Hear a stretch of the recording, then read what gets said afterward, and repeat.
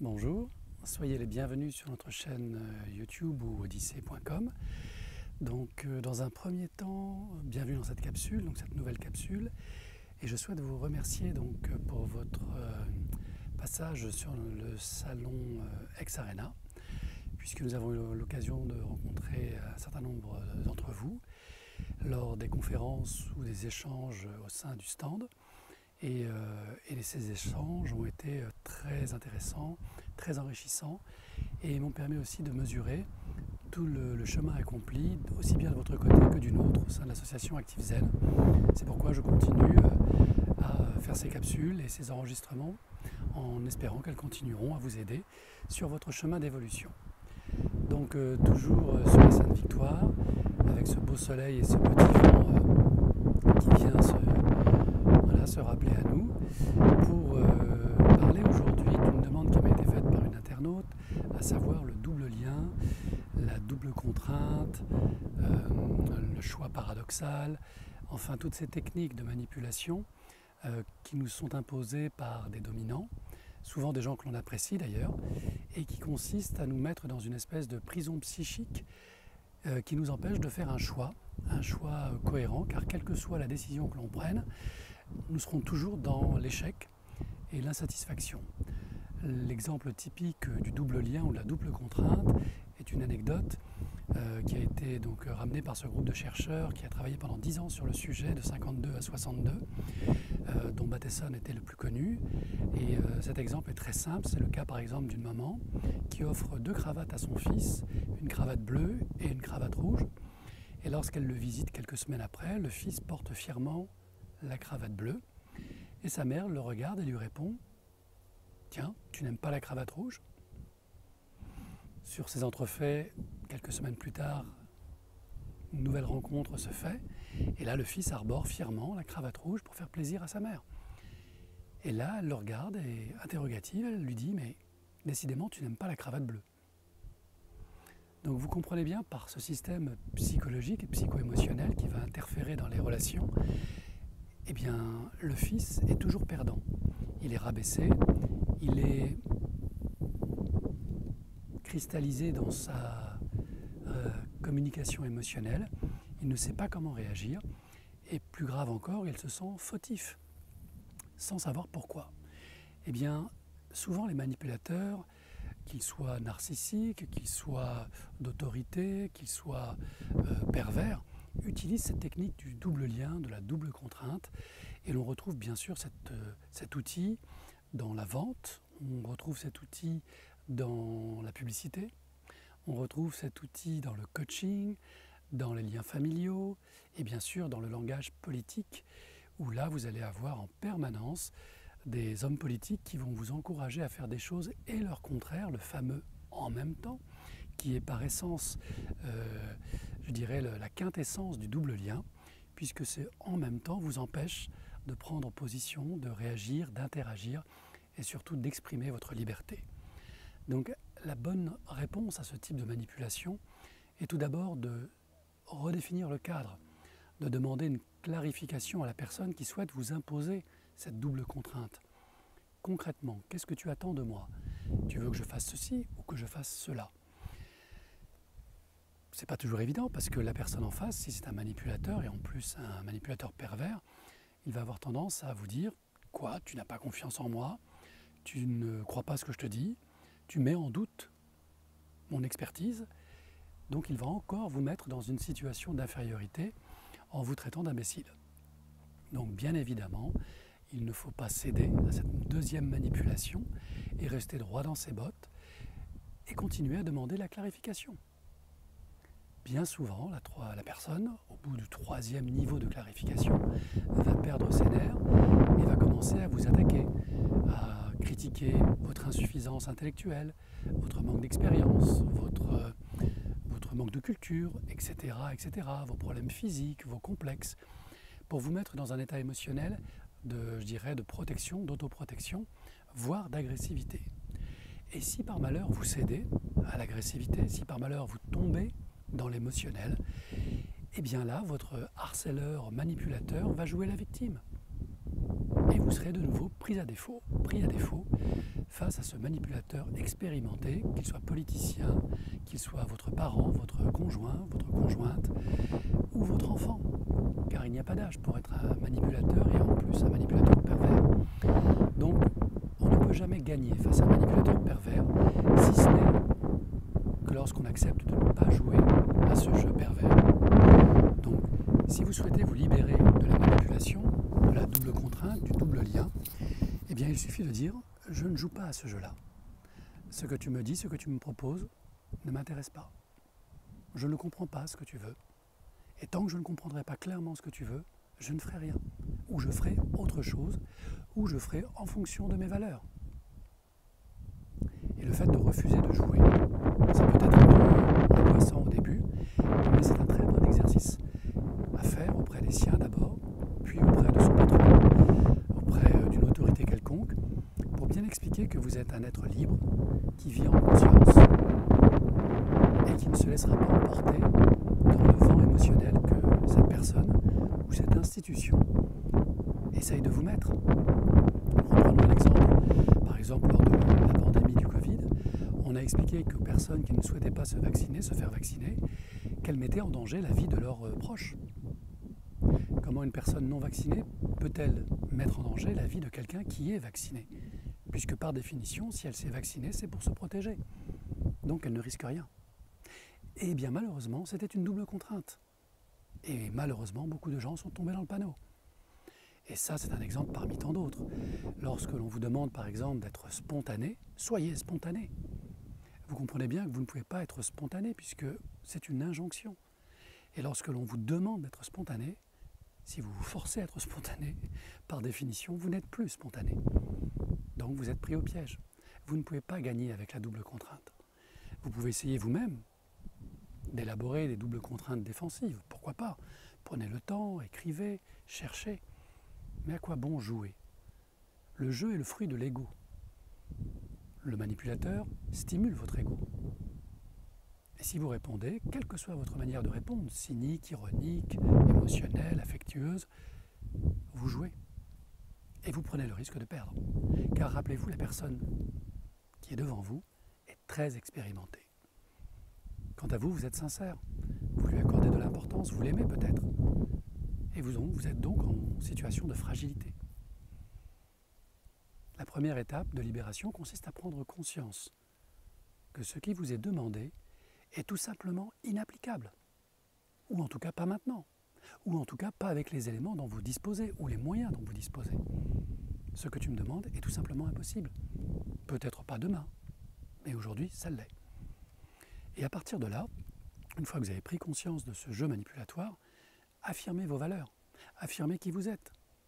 Ce n'est pas un nom définitif, c'est simplement un nom de circonstance.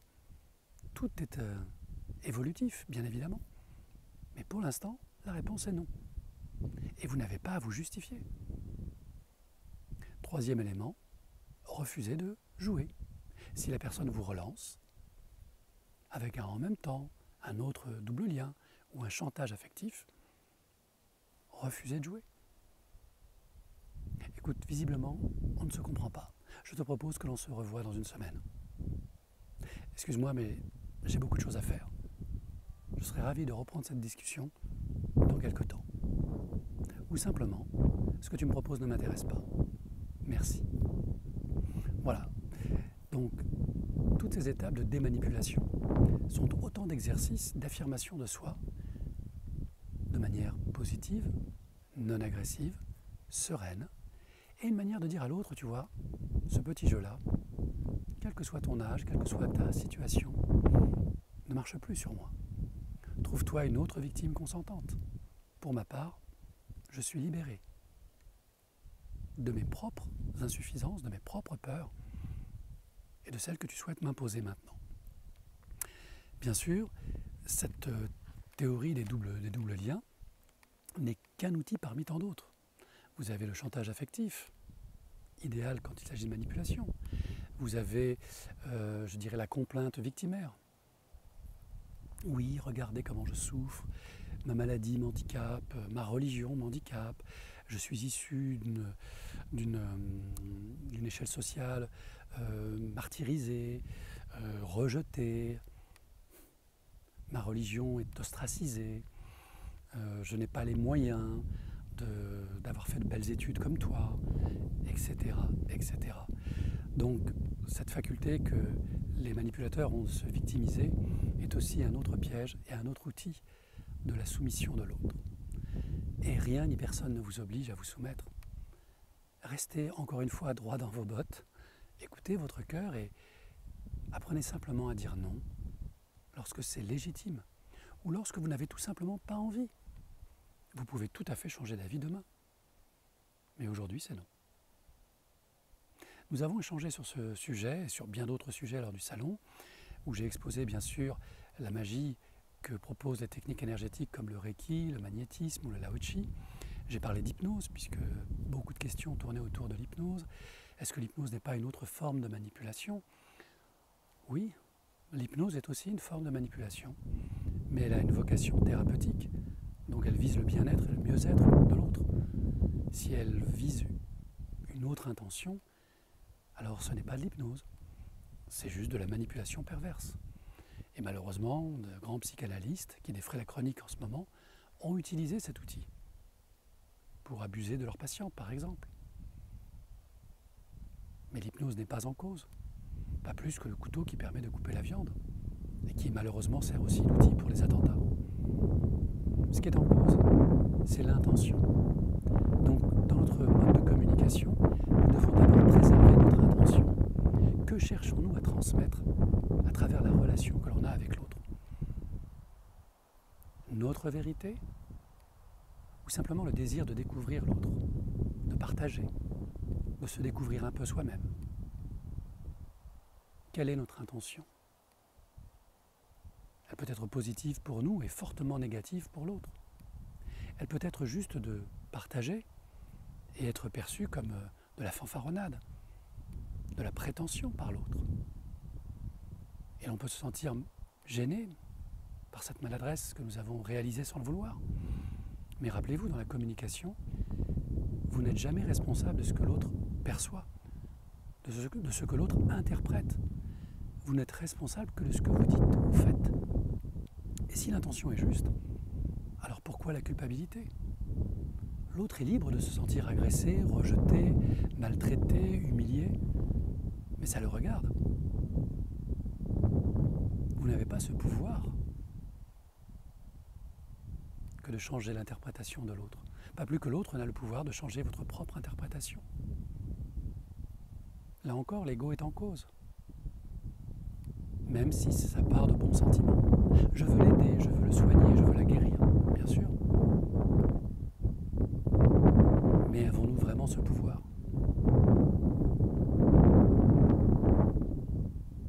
Et si oui,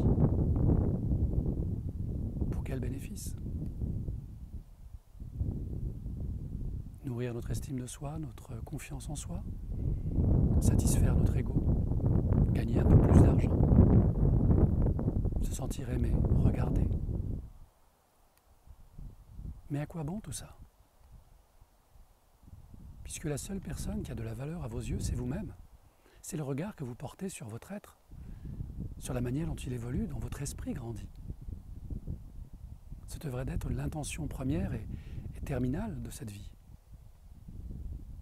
Ai-je bien vécu? Ai-je été utile à moi-même et aux autres? Ai-je été juste? Comment ai-je aimé?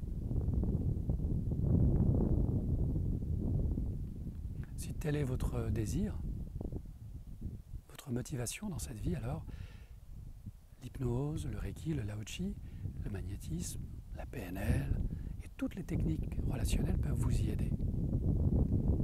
Mais elles ne vous y aideront que si vous vous aidez vous-même.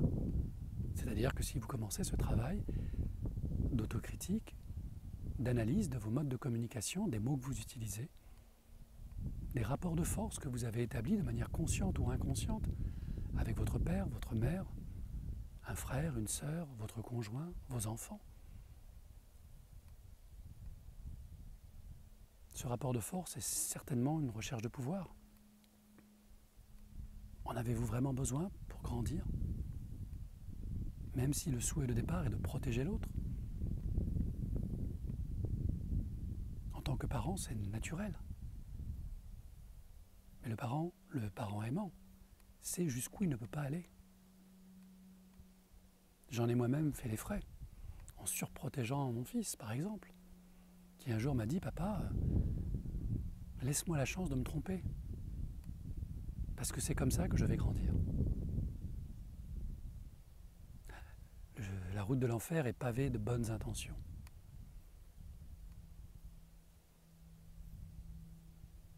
Aimer signifie laisser l'autre grandir, de la même manière qu'il vous laisse grandir, et n'accepter aucune forme de manipulation, sauf si elle est bienveillante. Et elles existent aussi. C'est le thérapeute qui accompagne son client vers un mieux-être, une meilleure connaissance de son esprit. Tout n'est pas tout blanc ou tout noir. C'est à vous de trouver ce délicat chemin entre votre ego conditionné, votre inconscient, puis de ressources extraordinaires, et votre esprit, qui est le lien avec la vie, la conscience universelle de vie, pour ceux qui y croient. Pour les autres, juste avec la vie. Puis viendra un temps où les choses se mettent en place. Vous savez, comme ces pièces de puzzle complètement dispersées, où l'on peut bloquer à certains moments, en se disant « mais je n'y arrive pas, il doit manquer des pièces ». Dans la vie, il ne manque aucune pièce. Vous avez juste besoin de grandir un peu, de prendre du recul parfois, de laisser l'ouvrage se reposer, puis d'y revenir une nouvelle fois, jusqu'à ce que vous arriviez à trouver cet assemblage qui vous permet de passer à une autre étape de vie. Il faut parfois déménager, il faut parfois quitter sa famille, son conjoint, ses enfants. Mais c'est un prix peu élevé à payer pour redevenir libre et aimer mieux encore les êtres que l'on vient de quitter. Et pour ça, il faut apprendre à se quitter soi-même. Quitter ce petit robot égotique qui s'est construit dans cette vie et faire le deuil de notre jeunesse, de nos illusions, de nos désirs de toute puissance. Et embrasser cet adolescent que vous étiez. Le remercier pour tout ce qu'il vous a permis d'expérimenter. Et accueillir l'adulte que vous êtes maintenant, qui ne veut plus jouer à des jeux inutiles, qui veut juste aimer et être aimé pour ce qu'il est.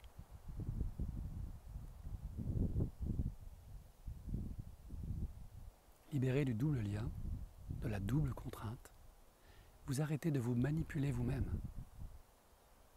Et à compter de ce jour, plus rien ni personne ne peut vous manipuler sans votre consentement éclairé. Merci. Namasté.